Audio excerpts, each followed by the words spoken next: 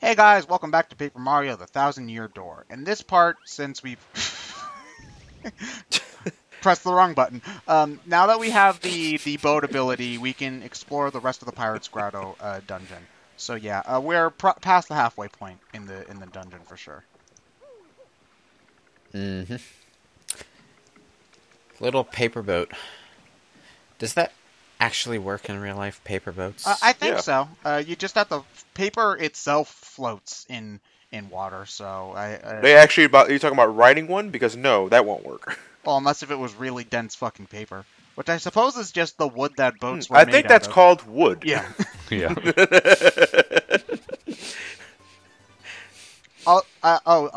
Defense plus ally. That could be a really good badge, I think. But I also think that since it's a partner badge, it has a lot a lot higher badge point cost than standard defense plus. So yeah, just so you know. I think what we have to do now is use the boat ability to find a crank in order to lift up a gate.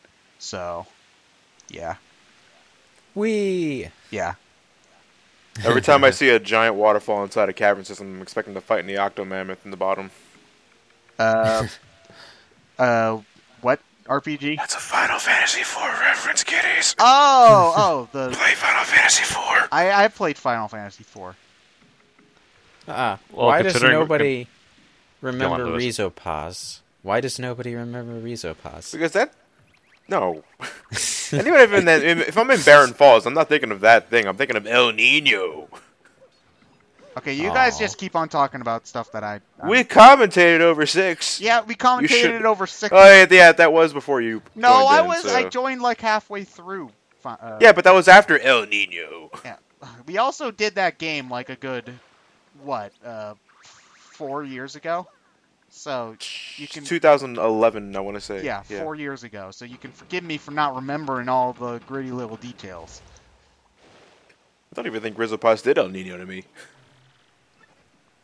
Rizopaz is just a recolored fish. Yeah. That's how you know it's good. Recolor Super Boss. Well, I don't know. If a fish goes yellow, my first instinct is to think No, maybe Rizopaz it's was gone bad. Rizopaz is purple. Oh, is it purple? That's even worse. Either this is really good or really bad. Grape flavored fishy. Uh, why grape flavored? Grape flavored's always the worst flavor. Well, what else do you think of when you think of a purple color skin? Um, I mean, I'm pretty sure there's more than just grape, but grape is kind of what you immediately jump to. no, raspberry's more of like a crimsony red. That's more crimson, magenta, I would even say. Yeah. Yeah, you see? Eggplant. Having a hard time. Eggplant. Eggplant's kind of a reach. It's purple. Yes, it is. This room. Okay, this room's probably one of the more interesting rooms in the area because you have to you can go behind this. I forgot that you can do that. You actually switch between going into the background and the foreground an awful lot, and we're doing it to to get these people off the boat, and they're really they're really annoyed that their rescue boat is just Mario. So you have to do a little bit of platforming in the background. You have to find the switches and press them in order to get the barrels to rise out of the ground so that the people in the boat can get off, and also so that you can reach the other side. So, yeah, it's a pretty cool room. What you have to do, I think, is you have to go out of the paper airplane form right above the warp pipes at the specific point. So, I think that's pretty neat, I suppose. It seems We like it could be a slightly annoying bit of timing, though. All you have to do is press the B button. Ah. All you have to do is press the B button. If you're trying to like land face first into the warp pipes, that would be annoying.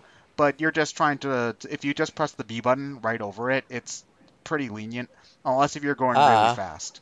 Um, Okay, I see. yeah. So Yeah, that makes sense. it's not too hard, and it's just a fun little section. Were all these toads part of our crew, or they Um, just been stranded there for a long time? Most of them were old, like because they had all these stories about how like no ship who's gone there has ever been able to come back. So these are all toads who have been stranded here for God knows how long. So yeah, and I think, yeah, there's like again, they want to have like 1 million sprites, so they've got a fuck ton of them. Woo! Where's my Paper Pikmin spin-off? We had that in Chapter 2. Oh yeah, and also those guys from the beginning of Chapter 3. Oh, fuck. What the? Yeah, they I think they were going on their honeymoon and their ship ended up drifting near the island or something. Good job, Mario.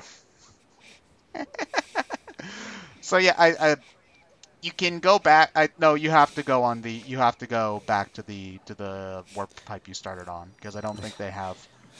The world famous Jumpman, everybody. Yeah, jumping's Ooh! kind of all he's This- good at. So yeah, this is actually the very end of the dungeon.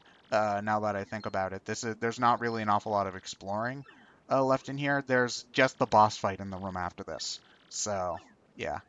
So yeah, Francisca and they do actually add wedding rings to their models after Chapter 3, which I think is a good attention to detail. Wedding rings that envelop their entire hand because they don't have fingers. That's actually kind of funny. Brass knuckles. Brass knuckle wedding. Oh, Jesus Christ. jeweled knuckles. Jeweled knuckles. There you go. Think Castlevania. Those are And they're holy powered. yeah, those are gigantic goddamn. Oh, and they're holy powered. Yeah, so like imagine getting punched in the face with that would crack teeth. Damn. I don't Well, have they to are imagine monsters. it. I spent like the entirety of Castlevania Harmony of Despair punching things in the kneecaps with jeweled knuckles. Also, he got here somehow. Also, dude, do something about that ear. It's been flopping over for the past like entire chapter. It's also would have been impossible for you to get through here without the ability to turn into paper shit, but you know, whatever. Stealth camouflage. He's been running on top of Mario like Flavio. Dim, bim, bim. So yeah, he's just kind of there. It's just supposed to imply spooky shit. So, well, not spooky, but ominous shit is probably the better word. I wondered why the ominous music kicked in. Yeah, well, there's the pirate ship right there. So, we're about to fight the boss. Cortez, I think, is actually one of the most interesting boss fights in the game. It's a lot of fun to do. So, yeah. It also has another one of my favorite lines. I know I feel like I say that every part, like this is one of my favorite lines, but I just Well, you see, if you got a lot of favorite parts, it just goes to show how much you like the game. Yeah. So it's just I think okay, so yeah, enough. I grow tired of the spooky ooh business. I'm a pirate, blasted. Pirates do not moan. It's just I find it funny that he does that. what is he like contracted to do that? Yeah, I find You know what would be great is if just to spite this guy, Mario just ran circles around the room and all the coins disappeared as he touched them. All right, so we got Cortez. Yeah, Cortez is an interesting boss fight in that he's got a lot of different phases. I think he's got 4 different phases. Every phase has 20 HP, but since he's a ghost, you can keep on coming back. I think so. In total, he's got like 80 HP. I think so. He's one of the harder bosses. Well, no, actually, he's not that bad. Now that I think about it. He's got slinky arm bones. Yes, he does. Cortez is one of the only is actually one of the bosses that's on the cover of the game. Probably because his design's really cool. So this is one of the ones that the game has been hyping up till this point. Another thing is that if you attack the... Oh, no, wait, I'm thinking of a different phase of the boss fight. You have to be very careful about which partner you use, though, because if you jump on the pile of bones, you take damage, so don't do that. Normally, I stick to Bobbery because his standard attack does a lot of damage, so I think his standard attack... Oh, no, wait, he's got defense, never mind. Yeah, you can... Damn it, the bingo reel upped my special meter when I was at full. That sucks. Yeah, but each individual stage isn't that bad. It's just that this fight's probably going to go on a lot longer than most of the other fights you've done up to this point in the game. So, Well, 3 forms will do that. So I think it's. I'm pretty sure it's 4. I can't say for sure though because. no, I think it's 3. You got this one. Then there's. I know one of the forms is Snake. Yeah, one of the Like forms is the snake form. I could have sworn it was 4 forms though. Well, I guess we'll see. Yeah. As we watch, but yeah, each individual form probably doesn't go on too terribly long. So if there's one that's giving you more shit than the others, I would just say that's when you break out your most powerful moves and start over. I do like that every Yep. time you start a new end of form, the way that Cortez dies, so to speak, implies what the next form is about to do. So yeah, I think that's really cool. I think if you, Yeah. oh, this is the form I was thinking of earlier. If you attack the pile of bones, Cortez's body will sort of shrink into the pile, and I'm pretty sure that's good. So you want to do that. Yeah. I do like when multi-form bosses have like legitimate transitions between phases. Gives Yeah. it a sense of progression. What comes immediately to mind is Final Fantasy VI's final boss, where you sort of scroll up closer and closer to heaven, and Yeah, The you know, music- is actually programmed to smoothly transition from one phase of the boss theme to the next. I wouldn't use that so much as an example. Because I always found that just to be part of the same being. I get more of that from Unalesca Final Fantasy X. Yeah, Unalesca Final Fantasy X is a good example. Ultimecia at the end of Final Fantasy VIII is another good example. Even though the transitions are just kind of weird when you think about them. I mean, the first phase to the second phase, that makes sense. Okay, Ultimecia summons a Guardian Force. First time it's ever been done to you, so it's kind of a cool moment. Yeah. Then she sort of merges with her Guardian Force when it dies and becomes a mutant hybrid of herself and the Guardian Force. It's like, what the fuck? It looks so weird, too. It's like big, bulky lion thing with her just sticking out of the chest. And then halfway through the boss, the back half of it just falls off, and it starts writhing in pain for the rest of the battle. Like, what the hell? One of my favorite incarnations of a multi-form boss is in Dragon Quest IV. The final boss will. The boot just tried to make the boss invisible. Thank God that they made it so that won't happen.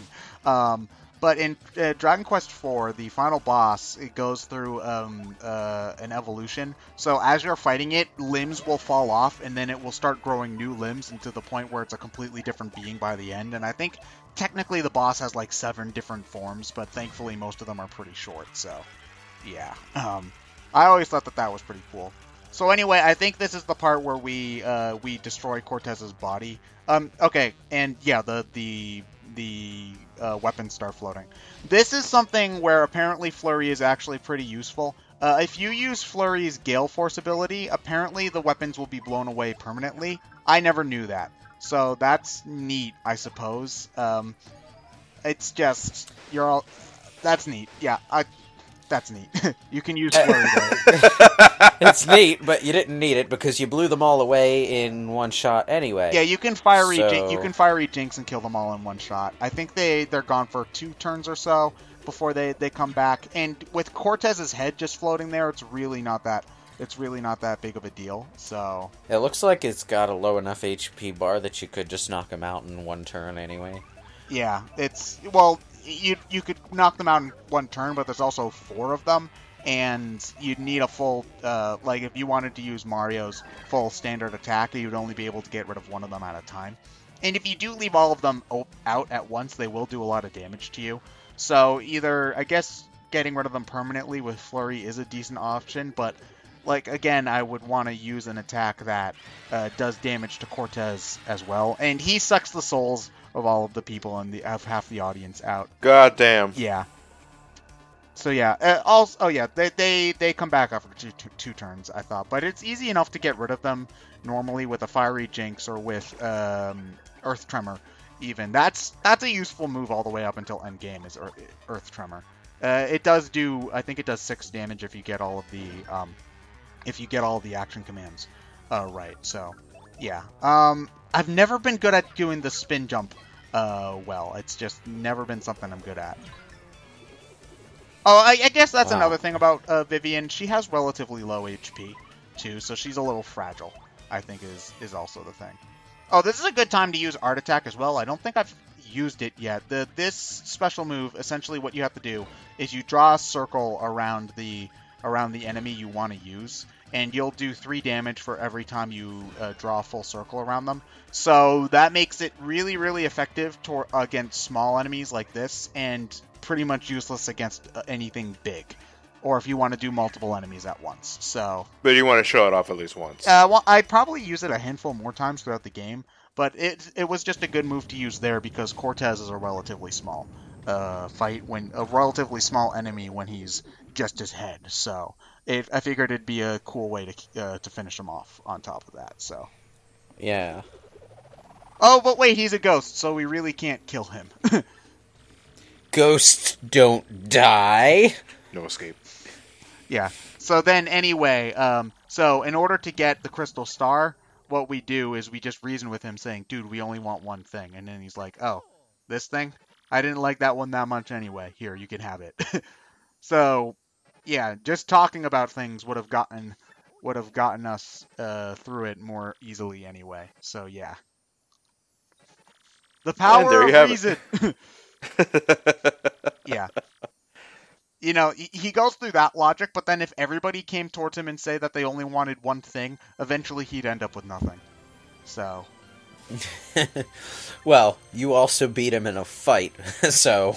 Yeah, that's true. Or, well, I think eventually, Cortez would have, he's a ghost, so he would have out stamina'd Mario eventually. But he got farther than anybody else did, so, that's impressive enough, I suppose. We also get Sweet Feast, which is just a better version of the Sweet Treat, which I've been using throughout the game. So, yeah, that's neat. Hooray. Yeah. So anyway, it's the end of the chapter. Or is it? Because next part we actually have more stuff with Mario. We do not go straight away to the Bowser and Peach sections, unlike other chapters. So, yeah, stay tuned for that. It's pretty cool. It left you off on a cliffhanger and shit. That's What happens in part 35 left me shocked. Fucking clickbait.